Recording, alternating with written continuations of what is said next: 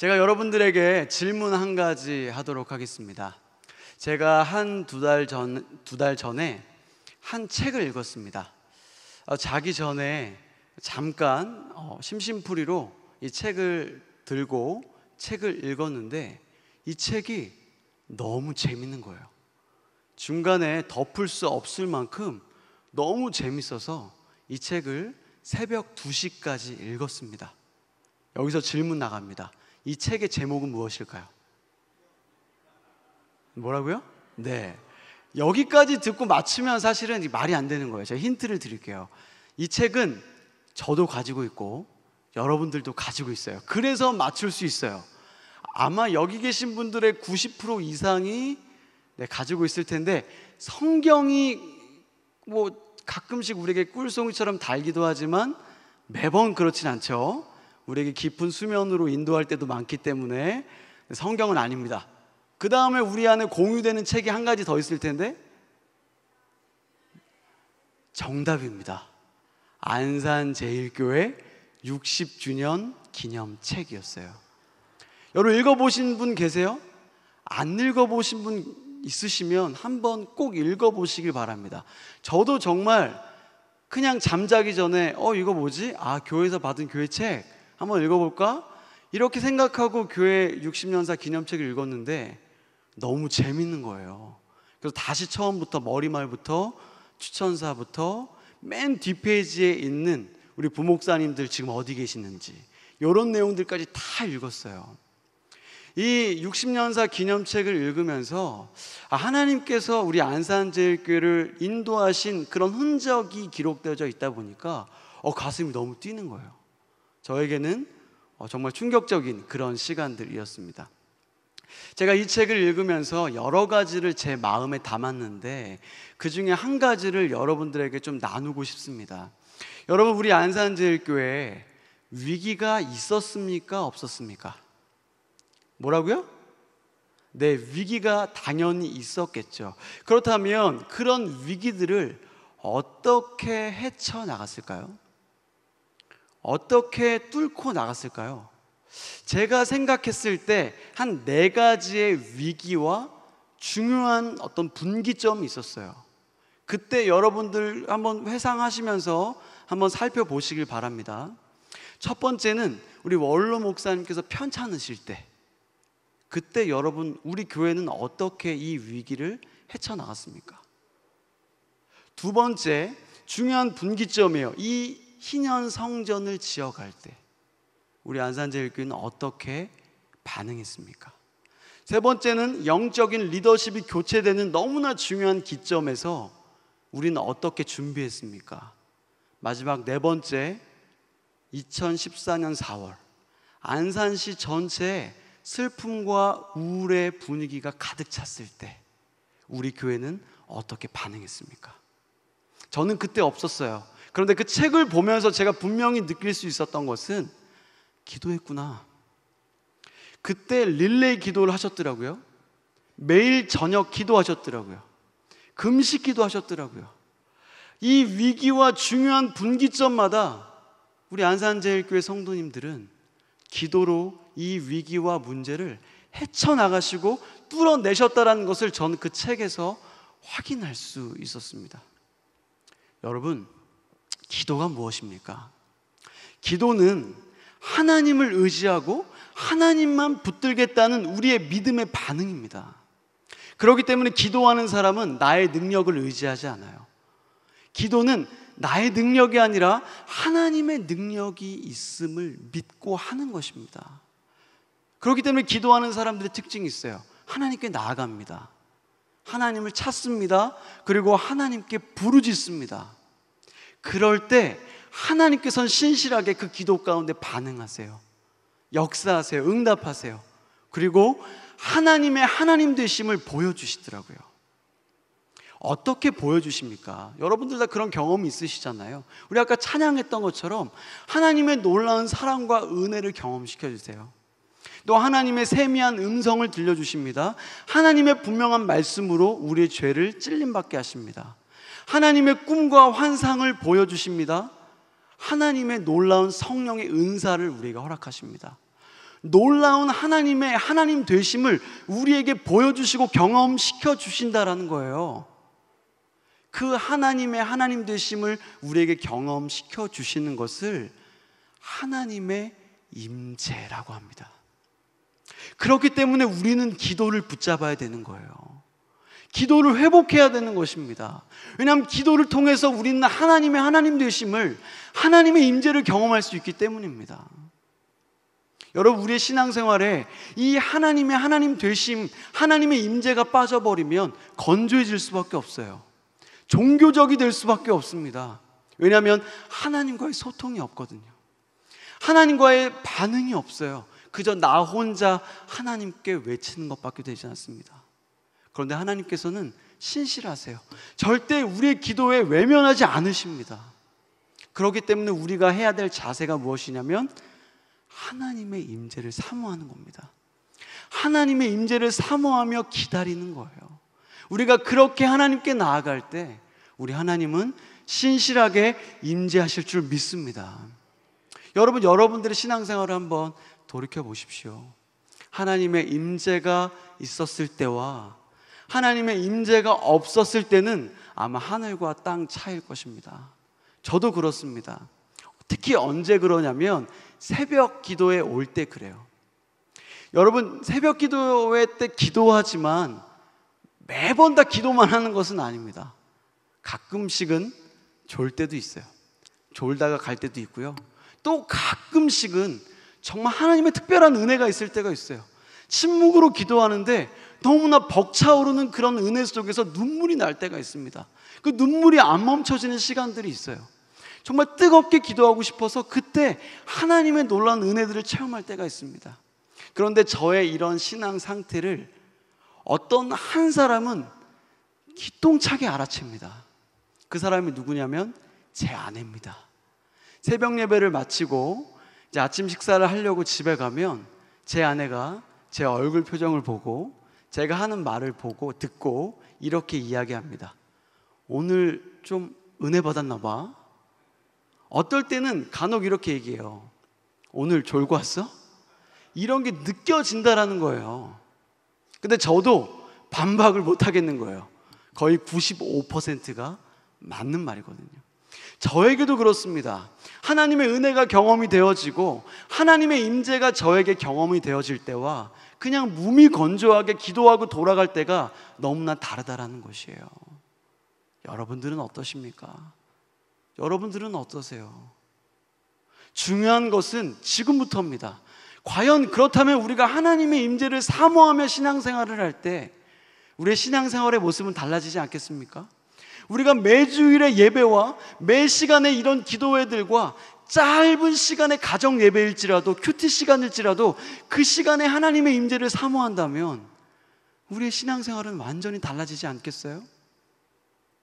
오늘 우리는 앞으로 3주 동안 우리는 그 하나님의 임재에 대해서 한번 나누기를 원합니다. 그리고 이 시간이 그렇게 하나님의 임재를 경험하는 그런 기도의 시간이 될 수 있길 축복합니다. 오늘 말씀은 요셉의 스토리입니다. 앞으로 3주 동안은 요셉의 스토리를 나누려고 하는데 단순히 요셉의 스토리가 아니에요. 신실하게 철저하게 요셉과 함께 하셨던, 요셉에게 임재하셨던 하나님의 이야기입니다. 오늘 말씀에 등장하는 요셉은 형통한 사람입니다. 왜냐하면 우리가 잘 아는 것처럼 하나님께서 요셉과 함께 하셨기 때문입니다. 오늘 말씀 창세기 39장 우리 2절 말씀 우리 한번 읽어보도록 하겠습니다. 다 함께 읽어보겠습니다. 여호와께서 요셉과 함께 하심으로 그가 형통한 아멘. 오늘 말씀을 보면 요셉은 하나님과 함께하는 사람이었어요. 그리고 하나님께서 함께 하셨기 때문에 어디 가던 형통한 사람이었습니다. 그리고 읽진 않았지만 3절에 보니까 그 주변에 있었던 많은 사람들이 요셉을 보고 이 사람은 정말 하나님이 함께 하신 사람이구나 인정할 수밖에 없었던 그런 사람이었습니다. 그런데 말씀을 묵상하는데 질문이 하나 생겼습니다. 그 질문이 무엇이었냐면 갑자기 하나님이 함께 하셨다고? 갑자기 왜 요셉과 하나님이 동행하시지? 라는 그런 질문이 생기는 거예요. 왜 이런 질문이 생겼는지 제가 설명을 한번 해드리도록 하겠습니다. 자, 요셉의 스토리는 창세기 37장부터 시작됩니다. 그리고 창세기 38장은 완전히 다른 이야기, 유다와 다말의 이야기가 이루어져 있고요. 또 39장부터 요셉의 이야기가 나와요. 그런데 창세기 37장 1절부터 쭉 보면 요셉에게 하나님이란 단어는 고백되어 있지 않습니다. 아니, 그 창세기 37장에 하나님, 여호와, 주님 이런 단어가 기록되어져 있지 않아요. 심지어 기도했다, 간구했다, 찾았다 라는 단어도 없습니다. 하나님의 말씀을 들었다, 하나님의 율법을 들었다라는 내용이 등장하지 않아요. 요셉은 어린 시절 다니엘처럼 뜻을 정하고 시간을 정해서 기도한 사람이 아닙니다. 요셉은 어린 시절 사무엘처럼 성전 안에 머물며 하나님의 음성을 들었던 사람도 아니었어요. 심지어 여러분, 요셉이 꿈을 꾸죠. 이 꿈은 하나님이 주신 꿈입니다. 맞습니까? 그런데 요셉은 그 꿈을 설명할 때 이렇게 이야기합니다. 내가 꾼 그 꿈. 한마디로 요셉에게는 하나님이 없는 존재예요. 요셉은 하나님과 아무런 상관이 없는 삶을 살았습니다. 요셉은 하나님을 의식하지 않았어요. 요셉의 인생에 하나님은 없었습니다. 그렇게 37장이 이루어지고요.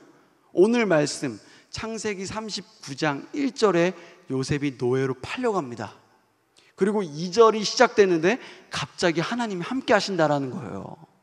갑자기 하나님이 동행하셔서 그가 형통케 됐다라는 겁니다. 갑자기? 이런 질문을 할 수 있지 않겠습니까?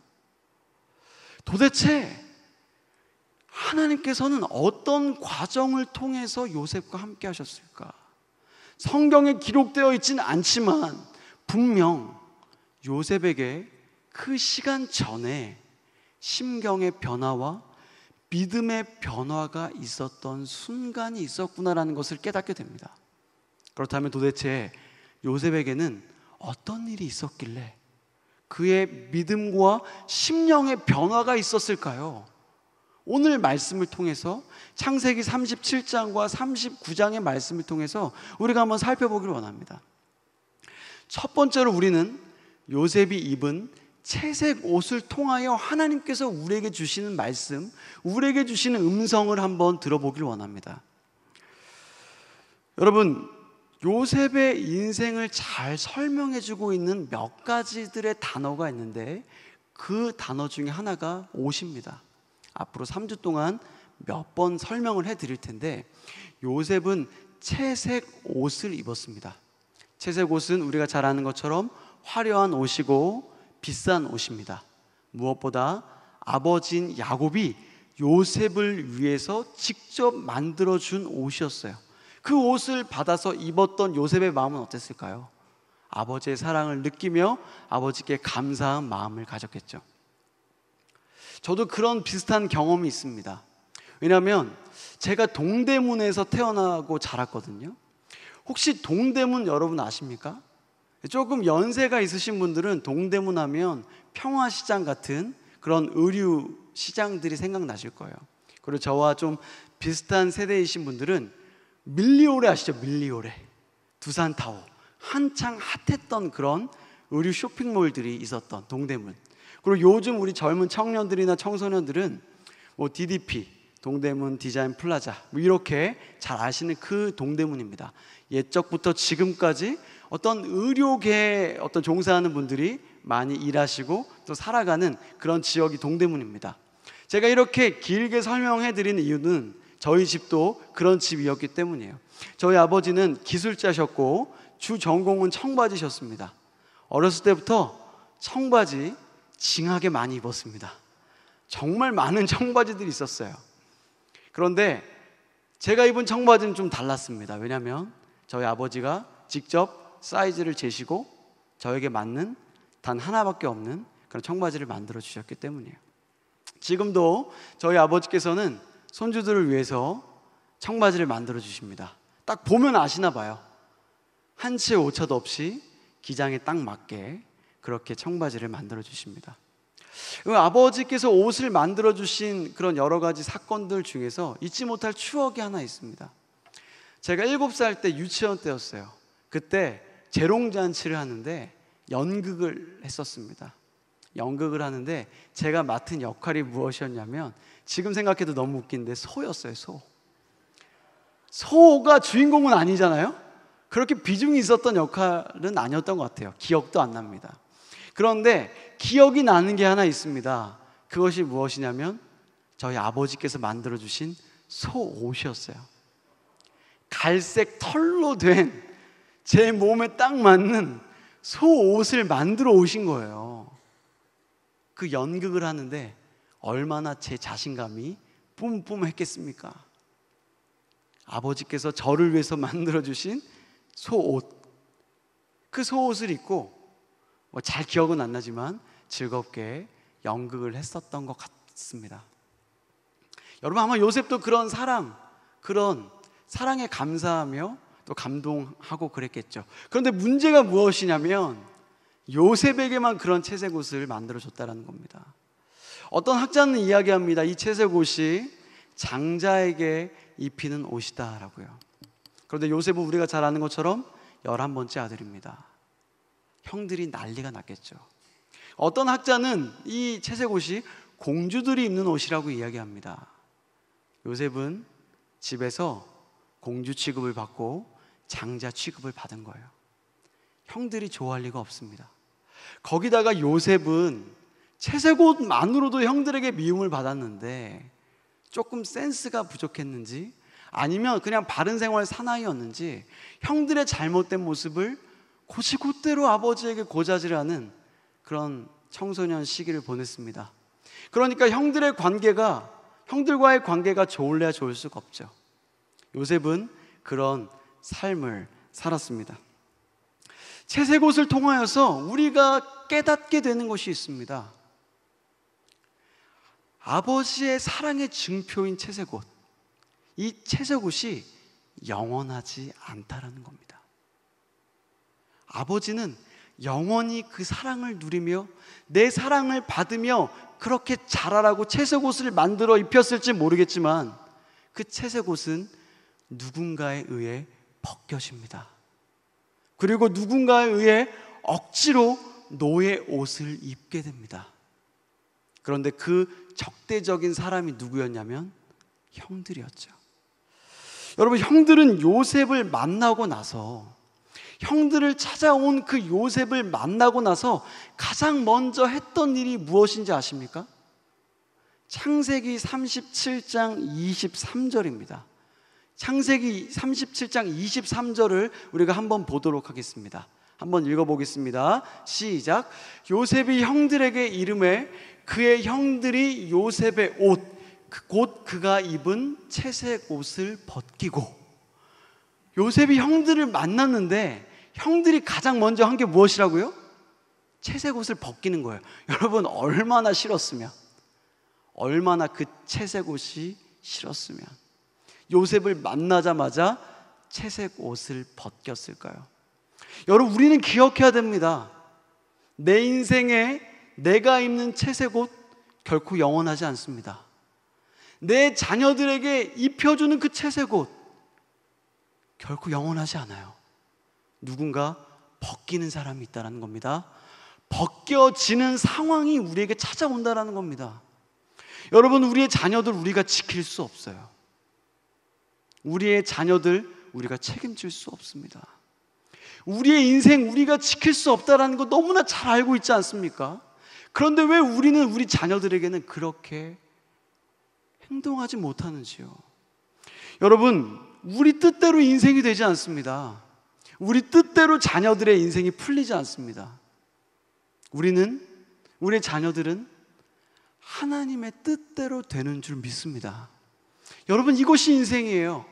우리의 뜻대로 되는 것이 아니라 하나님 뜻대로 되어지는 것, 이것이 바로 우리의 인생인 줄 믿습니다. 우리가 책임질 수 없지만 우리가 우리 자녀 안전하게 그렇게 지켜줄 수 없지만 하나님이 우리를 책임져 주십니다.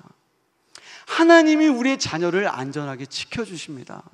우리는 채색옷을 통하여서 하나님께서 우리에게 주시는 이 메시지를 우리는 귀 담아 들어야 됩니다. 그렇다면 우리는 어떻게 살아야 될까요? 눈에 보여지는 채색옷을 위해 살아서야 되겠습니까? 그 채색옷을 입기 위해서 우리의 인생을 갈아 넣어서야 되겠습니까? 우리는 세상에서 보여지는 채색옷이 아니라 하나님이 우리에게 입혀주시는 그 그리스도의 옷, 의의 옷, 평강의 옷, 소망의 옷, 감사의 옷을 위해 살아갈 수 있길 축복합니다. 여러분, 이것이 채색옷을 통하여 우리에게 주시는 하나님의 첫 번째 메시지라는 것이에요. 두 번째로 우리가 생각해야 될 것이 있습니다. 두 번째는 우리가 요셉이 받은 상처에 대해서 한번 생각해 보기를 원합니다. 여러분, 요셉 형들에게 버림을 받았죠. 비록 친형제는 아니었지만 이복 형제였고 그래도 한 가족이었습니다. 그 가족이 자신을 노예로 판 것이에요. 여러분, 그 당시 노예는 물건이었습니다. 조금만 다쳐서 필요가 없을 때 버려지는 물건에 불과했습니다. 마치 형들의 태도는 이런 태도 같아요. 우리가 직접 손에 피를 묻히지 말자. 노예로 팔면 적당히 살다가 죽을 거야. 이렇게 간접 살인을 위해서 노예로 판 것은 아닐까, 그렇게 생각을 해보게 됩니다. 여러분, 이런 과정 속에서 요셉의 마음은 어땠을까요? 여러분들이 요셉이라면 어떨 것 같습니까? 여러분, 미쳐야 정상 아닙니까? 제가 이 말씀 본문을 묵상할 때마다 요셉을 생각해 봐요. 요셉의 고통은 어땠을까? 아무리 생각해보고 생각해봐도 가늠이 되지 않습니다. 너무 고통이 커서 도저히 가늠이 되지 않는 거예요. 근데 여러분, 우리의 인생에 꿈을 짓밟고 우리의 인생을 망치는 사람들이, 우리에게 큰 상처를 주는 사람들이 누구냐면 대부분 우리와 가까운 사람들입니다. 그리고 우리의 가족들일 때도 있습니다. 가깝기 때문에 상처가 깊은 거예요. 가깝기 때문에, 친하기 때문에, 사랑하기 때문에 상처가 잘 안 지워집니다. 그런 가족들에게 받은 상처가 생각보다 많이 있습니다. 신방을 가거나 상담을 하면 연세가 지긋하신 어르신들도 원가족인 부모님들에게 받은 상처를 아직도 기억하고 계신 분들이 계십니다. 30년, 40년, 50년이 지났는데 그것을 아직도 기억하세요. 거기다가 배우자에게 받은 상처, 수십 년이 지나도 마음속에 지워지지 않습니다. 자녀에게 받은 상처도 마찬가지예요.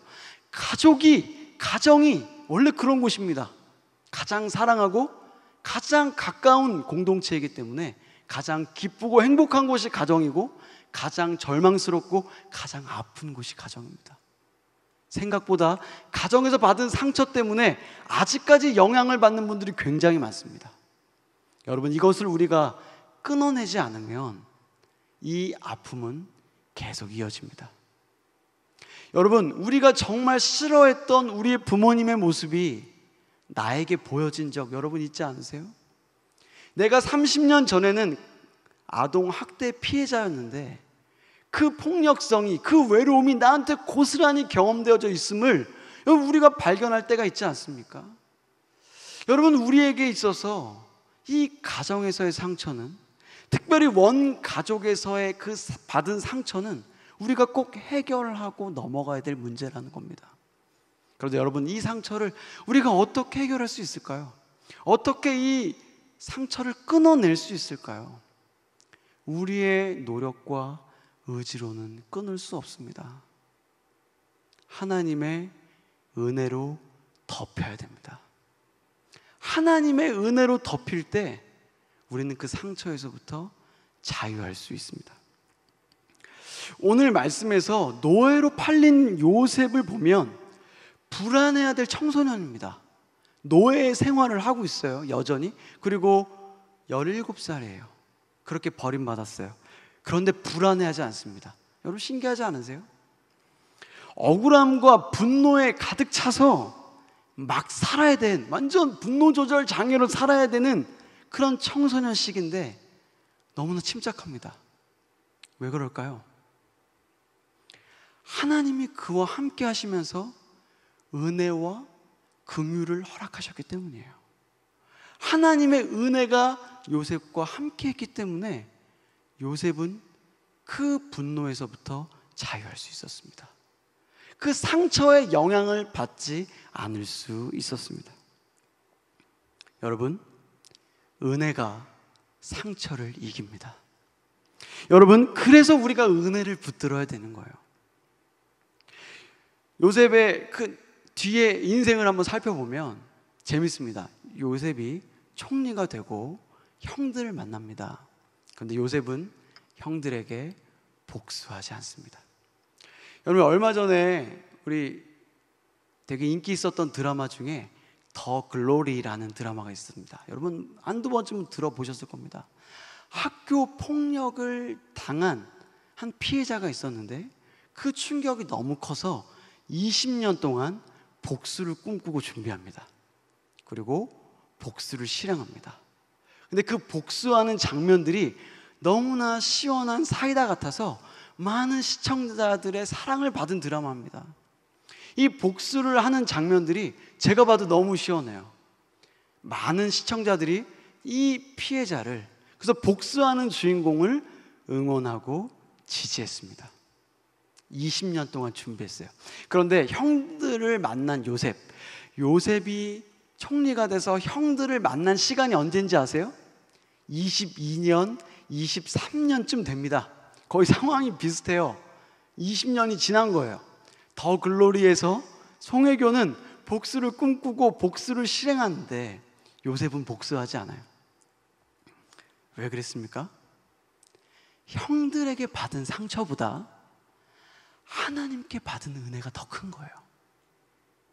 여러분, 그렇습니다. 내가 받은 상처보다, 내가 지금 겪고 있는 고통보다 하나님의 은혜가 더 크면 그 은혜가 모든 고통을 덮는 겁니다. 상처는요, 지워지지 않아요. 상처는 자국이 남습니다. 그래서 상처는 지울 수가 없어요. 그럼 상처는 어떻게 해야 됩니까? 상처는 덮는 거예요. 상처보다 큰 은혜로, 상처보다 큰 사랑으로 상처를 덮을 때 그 상처의 영향력에서부터 자유할 수 있는 겁니다. 요셉의 인생에는 그런 은혜가 있었어요. 사랑하는 성도 여러분, 우리는 어떻습니까? 우리도 은혜 받았잖아요. 죄인된 우리를 위해서, 원수된 우리를 위해서 예수님이 십자가에 달려 죽으셨잖아요. 우리가 예수님께 한 게 뭐가 있습니까? 우리가 예수님께 드린 게 뭐가 있어요? 예수님이 우리에게 모든 것을 다 내어주셨는데 예수님 지금도 우리에게 내어주시잖아요. 우리가 예수님께 드린 것 아무것도 없는데 예수님 십자가에서 지금도 우리에게 큰 사랑과 은혜로, 용서로 함께하고 계십니다. 우리는 그런 은혜를 받은 사람 아닙니까? 그 어떤 상처도 이길 수 없는, 그 어떤 상처도 견딜 수 없는, 끊을 수 없는 사랑과 은혜를 받은 사람 아니에요? 주님의 은혜와 사랑이 덮을 수 없는 상처가 어디 있습니까? 우리는 그 은혜와 사랑으로 지금 여기까지 왔는데, 여러분, 우리에게 남은 상처는 도대체 어떤 이유 때문에 그런 것일까요? 사랑하는 성도 여러분, 우리가 그래서 하나님의 임재를 사모해야 되는 것입니다. 하나님의 임재를 사모할 때 그 하늘의 은혜와 하늘의 사랑이 우리에게 경험되어지는 거예요. 살아계신 하나님을 만난다는 건 어떤 의미입니까? 나를 사랑하시는 그 하나님 아버지를 만나고 느끼고 경험하는 거잖아요. 나는 연약하고 부족한데, 나는 하나님을 외면했는데 여전히 내 손 붙잡고 계신 하나님을 경험할 때 우리가 감사하고 감동하고 그 울림이 있는 건 아니겠습니까? 하나님의 임재를 사모하며 하나님의 은혜를 붙들며 그 모든 상처와 고통을 이겨내는 그 은혜를 경험하는 이 밤 될 수 있기를 축원합니다. 아멘. 마지막 세 번째로 우리는 요셉이 던져진 구덩이에 대해서 우리가 한번 살펴보기를 원합니다. 여러분, 요셉은 아버지의 심부름을 하면서 형들을 찾아 세겜 땅으로 갔습니다. 그런데 세겜 땅에 형들이 없었죠. 그래서 주변 사람들에게 물어봤더니 형들은 이 세겜에서 북쪽으로 24km 정도 위에 있는 도단에 있다는 것을 확인했어요. 그래서 도단으로 갑니다. 이것만 보면 그래도 요셉이 형들에 대한 어떤 마음도 있고 또 아버지의 그 심부름을 지키고자 하는 열정이 있었음을 우리가 깨닫게 됩니다. 그렇게 힘들게 형들을 찾아다녔던 요셉인데 형들을 만났을 때 어땠을까요? 저 멀리 도단에서 형들이 양치고 있는 모습을 봤을 때 요셉의 마음은 어쩌면 반가운 마음이 있었을지 모르겠습니다. 저기 형들이 있네? 빨리 형들한테 가야 되겠다라고 뛰어갔을지도 모르겠어요. 그런데 형들이 어떻게 했습니까? 요셉의 채색 옷을 찢고 요셉을 구덩이에 던졌습니다. 여러분 한번 생각해 보세요. 구덩이에 던져졌어요. 나올 수 없을 만큼 깊은 구덩이였습니다. 다쳤을까요? 안 다쳤을까요? 다쳤을 거예요. 그리고 당황했을 겁니다. 형들이 왜 그러지? 그런데 정신을 차리고 보면 이런 모든 일들을 어느 정도 눈치챘을 거예요. 그때 요셉이 어떻게 반응했을까요? 형들에게 살려달라고 애걸복걸하지 않았을까요? 형들 살려주십시오. 저 좀 구해주십시오. 저 좀 꺼내주십시오라고 그렇게 간절히 애걸복걸 했겠죠. 근데 형들은 어떻게 합니까? 요셉을 외면한 채 자기들끼리 밥을 먹고 있어요. 그때 요셉이 어떻게 반응했을까요? 형들에게 용서를 구하지 않았을까요? 형들 미안하다고, 꿈 얘기한 거 미안하다고 그렇게 사과하고 용서를 구했을 수도 있겠어요. 그런데도 형들이 요지부동 움직이지 않으니까 어쩌면 아버지의 이름을 불렀을지도 모르겠어요. 아버지 저 좀 도와주십시오. 물론 그곳에 아버지 야곱은 없지만 내가 의지할 사람이 아버지밖에 없으니까 이 채색 옷을 나에게 입혀준 아버지를 의지할 수밖에 없으니까 아버지의 이름을 불렀을 것 같습니다. 그런데 당연하게 요셉의 그 외침은 아버지 야곱에게 닿지 않았습니다. 그 구덩이는 야곱에게 절망의 구덩이였습니다. 이 구덩이는 요셉에게 사망의 구덩이였습니다. 이제 인생이 끝난 거예요. 이제 모든 인생이 끝나고 이제는 희망이 없습니다. 실패의 자리, 좌절의 자리, 절망의 자리가 구덩이였습니다. 여러분, 우리도 그런 구덩이를 경험할 때가 있지 않습니까? 헤어나올 수 없는 그런 상황과 환경을 경험할 때가 있습니다. 이 문제가 너무나 커서 이런저런 방법들을 찾아서 한번 시도해 봤는데 해결되지 않는 그런 문제들이 우리에게 경험될 때가 있습니다. 많은 문제들 해결하려고 노력하면 더 꼬여지는 그런 관계들도 있어요. 그런 문제들도 있어요. 그런 구덩이의 문제가 이게 요셉의 문제만이 아니라 우리의 문제일 수도 있다는 겁니다. 혹시 여러분들은 지금 그 절망의 구덩이, 실패의 구덩이 가운데 있지는 않으십니까? 미국의 고든 맥도날드라는 목사님이 계십니다. 이 목사님은 굉장히 유명하신 목사님이세요. 내면 세계의 질서와 영적 성장이라는 유명한 책도 쓰셨고 유명한 신학교의 교수 활동도 하셨고 유명한 목회자이시기도 합니다. 그런데 그가 과거에 실패한 경험이 있었어요. 그래서 그는 3년 동안 모든 목회 활동을 내려놓습니다. 그리고 이제 평범한 성도 중 한 명으로서 교회를 다니는 거예요. 또 소망이 무너진 한 사람으로서 자신의 무너진 상태를 회복하기 위해서 그렇게 예배와 기도회를 참석하기 시작했습니다. 그는 그렇게 하나님의 임재를 사모하며 하나님의 은혜를 구하며 예배를 드렸다고 합니다. 그래서 그때 그가 그 자리에서 이렇게 고백했다고 합니다. 하나님께서 다시 나를 목사의 자리로 회복시켜 주신다면, 하나님께서 나에게 다시 한번 딱 한 번이라도 설교를 하게 하신다면 나는 먼저 마음이 무너진 사람을 위해서 목회를 하겠다. 나는 심령이 가난한 사람을 위하여서 설교를 하겠다. 그렇게 고백합니다. 왜냐하면 본인이 그전에는 안 보였는데 지금 완전히 무너진 상태에서 이 예배당의 의자에 앉다 보니까 그들이 보인다라는 거예요. 긴 장의자 7명, 8명이 앉을 수 있는 이 장의자에 그 중에 한 명은 마음이 무너진 사람이라는 겁니다. 그들 중에 한 명은 정말 하나님의 은혜 없이는 살 수 없는 그런 가난한 심령으로 이 자리에 앉아 있다라는 것이 보였다라는 거예요.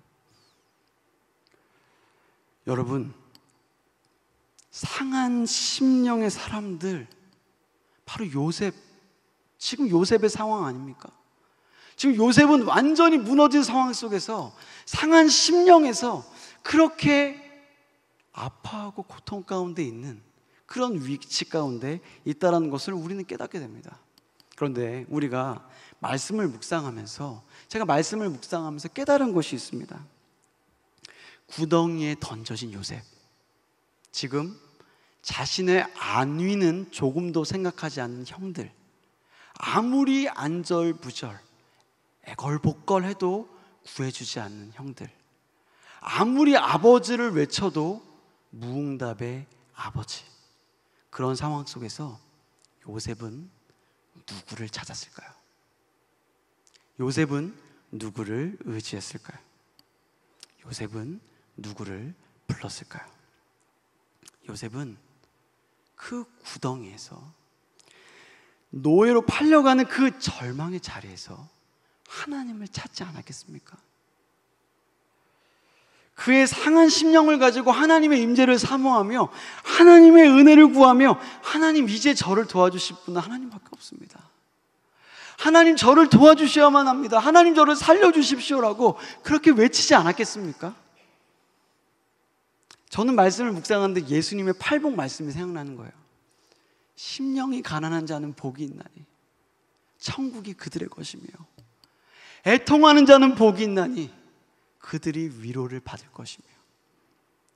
여러분, 사람의 눈으로 보면 구덩이는 절망의 장소예요. 실패의 장소고요. 이미 끝난 겁니다. 그곳은 사망의 장소입니다. 그런데 하나님의 시선으로 보면 그 장소는 요셉이 다시 태어나는 생명의 장소입니다. 하나님을 붙드는 은혜의 장소예요. 하나님을 다시 기억하고 하나님과 함께 동행할 수 있는 하나님의 임재의 장소라는 겁니다. 사랑하는 성도 여러분, 혹시 지금 그 구덩이 가운데 있는 분들 계십니까? 여러분, 왜 하나님께서 우리에게 그런 구덩이를 허락해 주셨겠어요? 그 구덩이에서만 외칠 수 있는 부르짖음이 있었기 때문 아니겠습니까? 그 구덩이에서만 사모할 수 있는 하나님의 임재가 있기 때문 아닐까요? 요셉은 이제 하나님의 임재를 사모하는 사람이 되었습니다. 요셉은 이제 하나님의 은혜를 사모하는 사람이 되었습니다. 요셉은 이제 하나님의 은혜 없이는 살 수 없는 사람이 되어 버렸습니다. 그런 요셉이 되었기 때문에 그는 노예로 팔려가도 흔들리지 않았습니다. 그는 분노에 휩싸이지 않았습니다. 그는 형들에게 복수하지 않았습니다. 그 절망의 구덩이가 변화의 구덩이, 생명의 구덩이였기 때문입니다. 사랑하는 성도 여러분, 말씀을 마치겠습니다. 요셉이 팔리던 날 한번 생각해 보십시오. 요셉은 얼마나 많이 울었을까요? 요셉은 정말 많이 울었을 거예요. 요셉은 정말 많이 슬펐을 거예요. 정말 절망했을 거예요. 구덩이에서 정말 많이 원망했을 겁니다. 근데 신기한 게, 가장 많이 슬퍼했던 그날이, 가장 많이 고통스러웠던 그날이, 가장 눈물을 많이 흘렸던 그날이 하나님의 꿈이 성취되는 첫 번째 날이었다라는 겁니다. 여러분, 우리가 하나님의 임재를 사모하는 그 시간이, 지금 내가 절망의 구덩텅이에 있을지라도 내가 그래서 하나님의 임재를 사모하여 이 시간 우리가 부르짖을 때, 그 날이 우리를 통하여 일하시고 역사하시는 하나님의 역사의 첫 번째 날이 될 것이라고 저는 확신합니다. 우리 신앙생활의 태도가 완전히 바뀌기를 원합니다. 매주일의 예배와 매주일의 기도회와 매 시간의 시간마다 하나님의 임재를 사모하며 완전히 다른 차원의 신앙생활로 활력 있게, 능력 있게, 힘 있게, 기쁨 넘치게 신앙생활 하실 수 있는 여러분들 다 되시길 주님의 이름으로 축원합니다.